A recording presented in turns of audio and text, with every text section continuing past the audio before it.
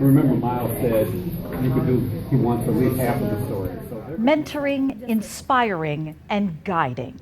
Star Tribune nighttime sports desk copy editor Mark Holland enjoys working with the students at 360. At the end of the camp, we have editors who are assigned to help the writers put their finishing touches on their stories, and I help with that. But for the weeks leading up to that, I just show up and I'm just in the room and I look over kids' shoulders, say how they're going, and I sit and kids can ask me questions, and it doesn't necessarily even have to do anything to do with journalism. Sometimes we just talk about stuff. I saw a group of kids who were really prepared and really had ideas, not only that they wanted to be a journalist, but they knew exactly what they wanted to write about and what medium they wanted to be in.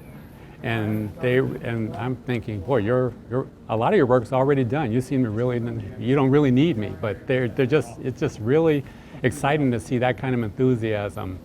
Mark Holland is kind of the shadow at the back of the room. He really does not like to bring attention to himself, but he's constantly there for students, even when no one asks him to be there.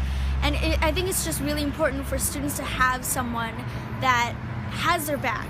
Mark is just so humble, and he shows that you can be driven, you can get the job done, and you can also be kind of a softie inside, because that's what Mark is, and he's really important to the students. Holland is honored to be recognized by 360 for his volunteer work, but he turns the focus back to the kids. Well, I've seen some kids this year who are just so bright and have such a world view that I like to see them behind the cameras or up in the boardrooms making decisions as to what goes on the air.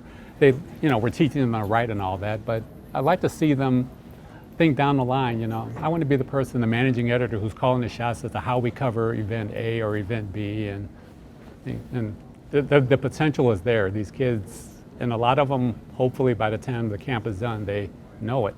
I hope they stay in it.